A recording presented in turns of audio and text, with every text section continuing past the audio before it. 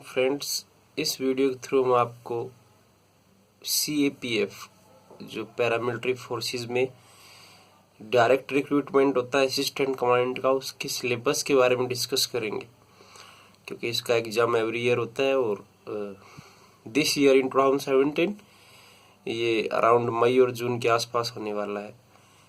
तो सबसे पहले तो डिमांड क्या है इस एग्ज़ाम की? One of the easiest exam है जिसके थ्रू आप गजेटेड ऑफिसर बन सकते हैं। मीन्स शॉर्ट टाइम में अच्छी प्रिपरेशन करके, लेकिन उसके लिए ज़रूरी है आपको एक राइट पाथ की। तो पहले तो सिलेबस देखा जाए, सिलेबस बहुत वाइड है, लेकिन सिलेबस आप 2 पार्ट्स में इसको डिवाइड करें। बेसिकली सिलेबस में history, geography, polity, science, current events, international issues, और जो सेकंड पेपर होता है 2 पार्ट में डिवाइड है एग्जाम। जो फर्स्ट पेपर आपका होगा 2 आवर्स का, वो ऑब्जेक्टिव होगा। उसमें इंक्लूड है आपका ऑलमोस्ट जो UPSC के पैटर्न पे होता है, IAS का प्री, उस बेस पे है।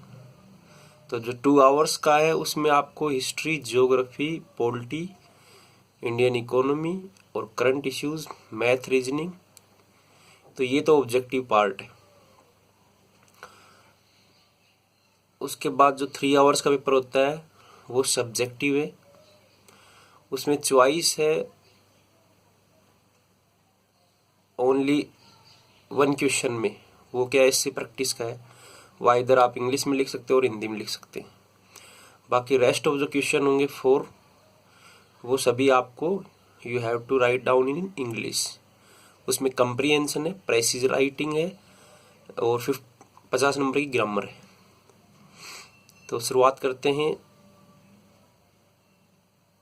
GS के पोर्शन से। तो GS के पोर्शन को आप 2 पार्ट्स में डिवाइड करके चलें। सिलेबस बहुत वाइड है, लेकिन अगर आप गो थ्रू होंगे लास्ट ईयर के पेपर से, तो आप जो कंक्लूजन जो आपका आएगा उसके थ्रू आपको पता लगेगा कि सिलेबस वाइड होने के बावजूद भी आप इजीली क्रैक कर सकते हैं। लास्ट ईयर का क्वेश्चन पेपर को रेगुलर प्रैक्टिस में रखें। जब भी आप पढ़ाई शुरू करते हैं तो कम से कम 1 सेट आप लास्ट ईयर का क्वेश्चन पेपर का रिपीट करें, तो उससे आपको दिक्कत नहीं आएगी। सबसे पहले GS में मेनली जो क्वेश्चन पूछे जाते हैं वो ज्योग्राफी, पॉलिटिकल साइंस, हिस्ट्री और करंट इवेंट्स से। तो weightage mostly political science, geography, history और करंट इवेंट्स का ज़्यादा होता है। और मैथ, रीजनिंग के क्वेश्चन हमेशा पूछे जाते हैं। तो आपको तैयारी इस हिसाब से करनी है कि आपका पहला जो ऑब्जेक्टिव पेपर है वो क्लियर हो, क्योंकि अगर आपका क्लियर नहीं हुआ तो सेकंड पेपर चेक नहीं होगा आपका। तो सबसे पहले 2 पार्ट्स में डिवाइड करें। करंट इवेंट्स, मैथ और रीजनिंग, इसको डेली प्रैक्टिस करें। इसको अलग से बनाए एक पार्ट, करंट इवेंट्स, जिसमें sports, new personality, constitutional body, कोई न्यू इवेंट्स हो रहा है, इंटरनेशनल इश्यूज, और मैथ और रीजनिंग, ये एक पार्ट हो गया आपका। सेकंड पार्ट हुआ आपका जो ट्रेडिशनल पोर्शन है वो। तो आपको बेनिफिट क्या होगा, क्योंकि इसमें इसका पैटर्न जो है उसमें करंट इवेंट्स, नेशनल, इंटरनेशनल और math, reasoning every year question आएगा ही आएगा वहाँ से। तो अगर ट्रेडिशनल पोर्शन में आप कहीं वीक पढ़ते हैं तो इस पोर्शन के थ्रू आप इजीली मार्क्स गेन करेंगे। और साथ में अपना ट्रेडिशनल पोर्शन को भी तैयार रखें।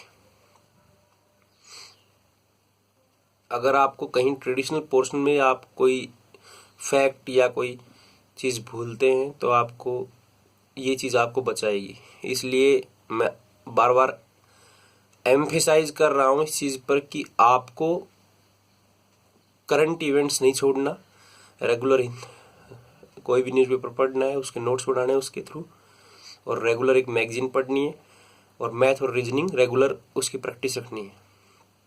साथ में लास्ट ईयर की क्वेश्चन पेपर गो थ्रू करने।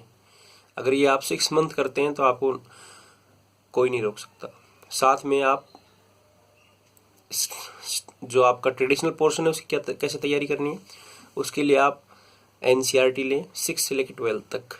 जैसे ज्योग्राफी हुई उसकी 6 से 12 तक। ज्योग्राफी अगर आप पढ़ते हैं तो उसको थ्रू मैप के थ्रू पढ़ें। एक एटलस भी ले लें, कौन सी रिवर कहाँ से जा रही है, कौन सा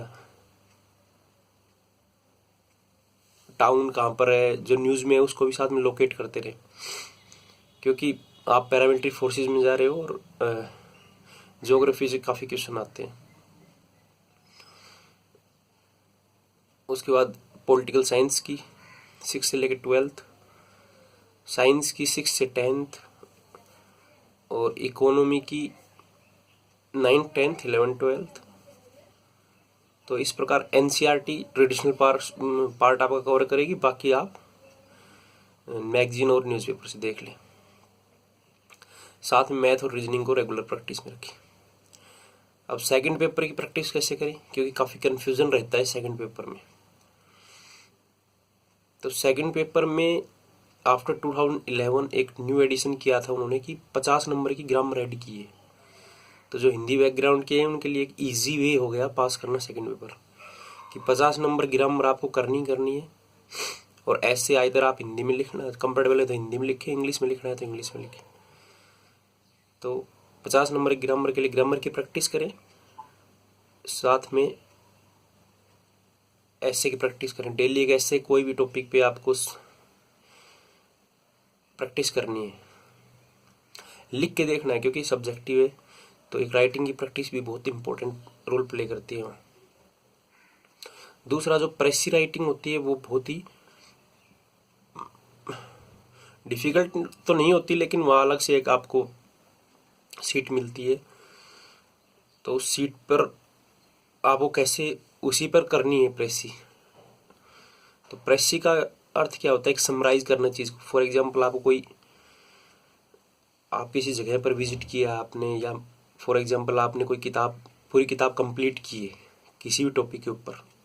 आपको किसी को अगर आप वो किताब आपने 3 दिन में कंप्लीट की है, उसको समराइज करके आपको उसको सिर्फ 1 आवर में आपको उसको डिस्क्राइब करना है, तो दैट इज़ ए प्रेसाइज। तो उसी प्रकार वहाँ भी आपको क्या करना है, आपको प्रेसाइज करना है। उस चीज़ को कैसे करेंगे आप, मेन चीज़ों को आपको उठाना है वहाँ। सबसे पहले आपको टाइटल एक देना होगा वहाँ। टाइटल के बाद उस चीज़ को 1/3 वर्ड्स आपको उसके उठाने हैं। तो वर्ड्स आपको ऐसा नहीं है कि जो कंप्रीहेंशन में या प्रेसिज में दे रखे हैं वो लेने, आप यूज़ कर सकते हैं।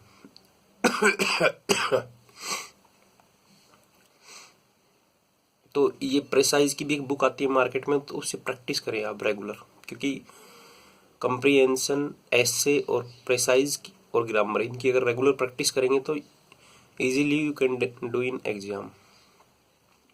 तो बड़ा मुश्किल टास्क नहीं है। अगर एक बार डिटरमाइन हो जाते हैं फुल्ली तो you can easily crack this exam, और कम समय में इजीली क्रैक कर सकते हैं आप। तो इस प्रकार आपका सब्जेक्टिव भी क्लियर हो गया।